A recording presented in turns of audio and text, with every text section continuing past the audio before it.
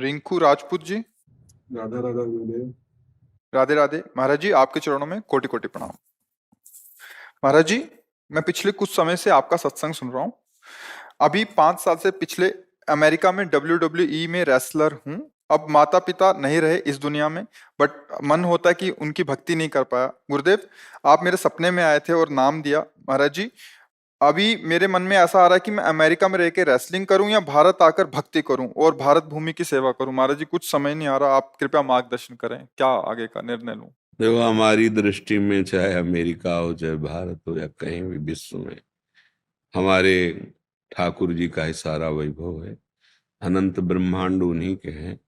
सकल भूमि गोपाल की, या में अटक कहा। कहीं भी रहो, प्रभु के होके रहो। माता पिता के रूप में, सारे जगत के रूप में मेरे ही ठाकुर जी महाराज विविध रूपों में खेल रहे हैं, दूसरा कोई है नहीं। तो शरीर बल ये टिकाऊ चीज नहीं है। आज है, कल शरीर नहीं रहेगा। आज शरीर स्वस्थ है, कभी अस्वस्थ भी होगा, क्योंकि ये मरण धर्मा शरीर है, परिवर्तनशील है। महाबल भगवान का आश्रय है। सब बलों के केंद्र महाबल भगवान है, उनसे बढ़कर कोई नहीं है। देखो ना, 7 वर्ष की अवस्था के हमारे ठाकुर जी महाराज 21 किलोमीटर अब भी गिरिराज हैं। 7 दिन 7 रात ऐसे 21 किलोमीटर गिरिराज जी को कोई है इनसे बलशाली वाला?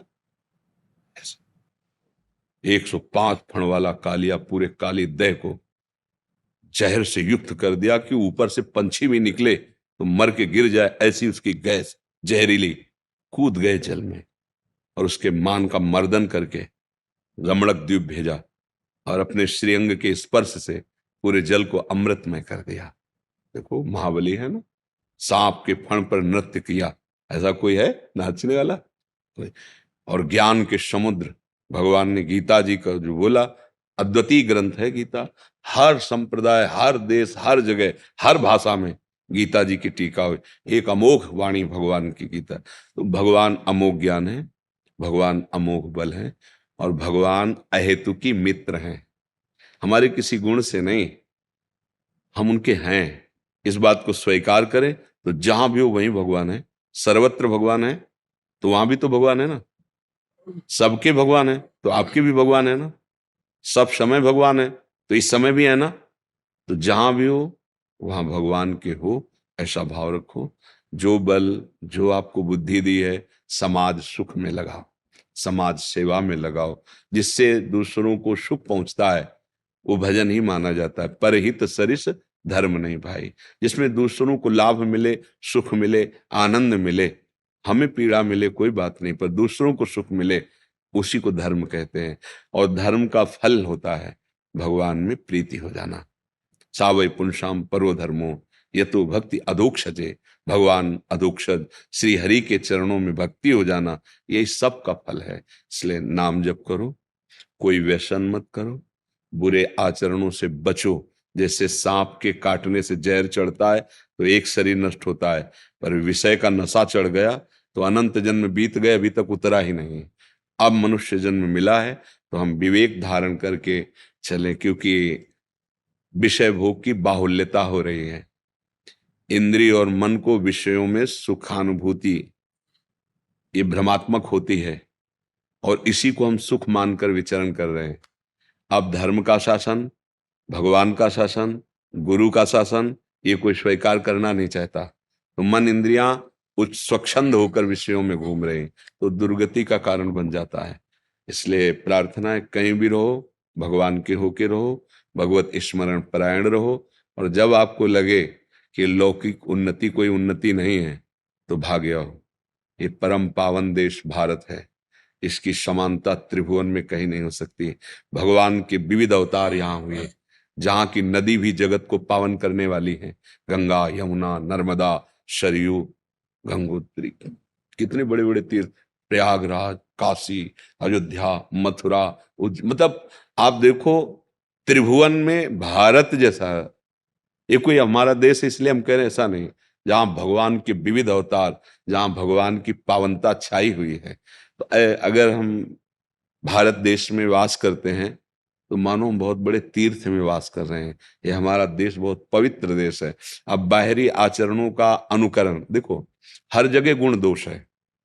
हमें नहीं कहते कि बाहर दोष ही दोष है, गुण है। बाहर के विज्ञान को स्वीकार करो, बाहर की जो प्रवीणता है उसको स्वीकार करो। कैसे व्यापार किया जाता है, कैसे समाज को सुख प्रदान किया जाता है, अगर वहां गुण मिलते हैं वो स्वीकार करो। अच्छी से अच्छी पढ़ाई पढ़ो, अच्छे से अच्छे डॉक्टर बनो, अच्छे से अच्छे वैज्ञानिक बनो, पर जो दोष है उसे क्यों स्वीकार करो। हमारा देश धर्म से चलने वाला है, व्यभिचार प्रवृत्ति नहीं कि आज आपके साथ कल आप। ये हमारे देश के वासियों का स्वभाव नहीं रहा। एक बार स्वीकार किया तो आजीवन निर्वाह किया। तो हम बाहर की उन गंदी बातों को न स्वीकार करें जो हमारे देश हमारे धर्म के प्रतिकूल हैं। बाहर भी ऐसे गुण हैं जिनको हम मान लो एक आप अच्छे डॉक्टर बन गए, बाहर से पढ़ के आए तो हमारे देशवासियों की सेवा बन गई ना। आप अच्छे वैज्ञानिक बन गए तो हमारे भारत की उन्नति होगी। तो बाहर हम जाएं पर अपने देश और अपने धर्म को पूर्ण करने के लिए, ना कि उसका नाश करने के लिए। आज हम लोगों की बुद्धि बदल रही है, इसलिए हमारा पतन हो रहा है। नहीं तो हम दूसरों का अनुकरण करना है तो उसके अच्छे गुण लो, उन गुणों को स्वीकार करके अपने देश में उसका विस्तार करो, बुराइयों को खोलो। हमारा देश जो है ये शास्त्र संयम में चलने वाला है, सदैव धर्म गुरुओं से ये शासित रहा है। अगर देवराजेंद्र तो बृहस्पति जी, चक्रवर्ती सम्राट दशरथ जी तो वशिष्ठ जी, परम ज्ञानी जनक जी तो सदानंद जी। तो ऊपर शासन रहा है भागवतिक महापुरुषों का। इसलिए मंगलमयी सुख भूमि, एक एक जन में प्रेम, एक एक जन में ज्ञान, एक एक जन में धर्म विराजमान। आज ना तो हम धर्म को समझ रहे हैं, ना भगवान को समझ रहे हैं, ना अपनी हमारा क्या कर्तव्य है उसको। तो फिर वो दुखी प्राप्त होगा। चाहे जितना हम धन कमा लें, चाहे जितना सम्मान हमें मिले, अंतिम हमारी दुर्गति होगी। अगर हम धर्म से चल रहे, ज्यादा धन नहीं है, ज्यादा लोग नहीं जानते हैं, पर जिसने लोगों को प्रकट किया वो भगवान जानता है, बस बात बन गई। सबका महेश्वर वो हमें जान गया कि ये मेरा बच्चा है, हो गया हमारा कल्याण। तो हमें भगवान को लक्ष्य में रखना है। जहां भी जब भी जैसे भी रहो, भगवान नाम भगवद आश्रय, और जब आपको लगे तो लौट आओ। ये आपका देश, इसकी जोड़ कहीं नहीं है, इसकी जोड़ कहीं नहीं। भारत एक पवित्र देश है। अब यह कि हर जगह गुण दोष रहता है, तो जो दोषों को स्वीकार किए हुए हैं वो किसी धर्म के नहीं होते, किसी देश के नहीं होते। जो अधर्मी पुरुष होता है उसको कोई धर्म नहीं होता है, वो उसका कोई संप्रदाय नहीं होता, वो किसी देश का नहीं, वो अपने देश का नाश कर देगा, क्योंकि अधर्म है। जो धर्म को नहीं जानते हैं, अधर्म में ही रुचि रखते हैं, वो किसी देश के प्रिय नहीं होते, वो किसी धर्म के प्रिय नहीं होते, उनका कोई धर्म नहीं होता, उनका विनाश ही धर्म होता है। क्योंकि अधर्म का परिणाम विनाश ही है। वो जो मिलेगा उसका विनाश करेंगे, स्वयं का विनाश करेंगे। तो हमें धर्म से चलना है। और जब ऐसा लगे तो भारत परम पवित्र देश है, हम अपने देश में प्राण त्यागें, अपने देश के लिए प्राण त्यागें। यही हमारी अंदर चाह होनी चाहिए ना। हाँ, हम जैसे भगवान को प्यार करते हैं ना, ऐसे हम अपने देश को प्यार करते हैं। जब हमें आर्मी के जवान ऐसे, तो हम उनको संत की तरह आदर देते हैं कि आप हमारे देश के लिए पहाड़ों में गर्मी सर्दी और कभी भी गोली लग सकती है, आप अपने परिवार से दूर रह करके, सालों हो जाते हैं वो अपने परिवार में नहीं पहुंचते हैं, तो हम उनको प्रणाम करें। इसीलिए कि हमें देश प्यारा है। जिस देश में हमें जन्म मिला, जिस देश में हमें ये भगवत आराधना करने का अवसर मिला, वो भूमि हमारे लिए भगवान के समान है। अगर हम ऐसी जगह पैदा होते जहां जन्म से ही विलासिता देखने को मिलती, तो क्या हम ब्रह्मचर्य रहते, क्या हम साधना करते? हम उसी विलासिता में बह जाते। तो भगवान ने हमें ऐसे देश में जन्म मिला दिया जहां धर्म की प्रधानता है, ऐसे जनों के बीच में रखा जहां धर्म का ज्ञान होता है। इसलिए भारत देश तो महान है ही। हम लौकिक दृष्टि से नहीं कह रहे, परमार्थिक दृष्टि से कह रहे। तो जब तक आपको लगे तब तक भगवत भाव करके वहां रहो। नहीं, अपने देश में आ जाओ, अपने देश में कोई कमी नहीं है। अपने घर की नमक रोटी बहुत अच्छी लगती है, दूसरा कब, जब देश प्रियता होगी तो वो एक अलग होता है। जैसे कोई तिरंगा ले और तो हमें एक गर्व होता है, ये हमारे देश का प्रतीक है, ये हम तो एक सुख मिलता है। ये मातृभूमि, हमारा मातृभूमि कोई गांव नगर नहीं है, ये पूरा देश हमारी मातृभूमि है, पूरा देश हमारा परिवार है। ये सुखी है, धर्म से चल रहा है। तो हमारे संत जन जो भजन करते हैं, जो वो अपने लिए नहीं करते, जैसे परिवार का बड़ा आदमी अपने लिए थोड़ी कमाता है, पूरे परिवार के लिए का। तभी संतों का हृदय बोलता है, सर्वे भवन्तु सुखिनः, सर्वे सन्तु निरामयाः, सर्वे भद्राणि पश्यन्तु माँ कश्चित् दुःख भाग्। माँ माने नहीं, किसी को कभी भी दुख न प्राप्त हो, सब स्वस्थ रहे, सब सुखी रहे, क्योंकि सब मेरा परिवार है। उदार चरिता नाम वसुधैव कुटुम्बकम, ये पूरा मेरा परिवार है। ऐसा भाव, ऐसे भाव वाले बनो। हाँ, भगवान नाम जापक बनो, भगवद आश्रित बनो। अपने ठाकुर जी का, अपने देश का हाँ जस फैलाए। और ब्रह्मचर्य में बहुत सामर्थ्य होती है। खान पान से भी ज्यादा संयम जरूरी होता है। ब्रह्मचर्य में आत्मबल प्रकट होता है। जैसे बड़े मोटे शरीर हैं और ब्रह्मचर्य ठीक नहीं है तो मांस चर्बी तो दिखाई देगी, लेकिन अंदर बल उत्साह की कमी होती है। जो ब्रह्मचारी है उसमें एक तेज होता है, एक उसमें बल होता है। तो कोशिश करते रहो कि अधिक से अधिक ब्रह्मचर्य का पालन करें और भगवान नाम जप, और जहां भी जाओ भगवान का स्मरण करके जाओ। भारत माता की जय हो, है ने। आप मतलब आप भारत के प्रतीक होंगे ना, कहीं भी आप हो तो होगा ना भारत, ये कहाँ का, बोले भारत का, बस ये बात है। गुरुदेव आज्ञा दे दी तो मैं यहीं आ जाता।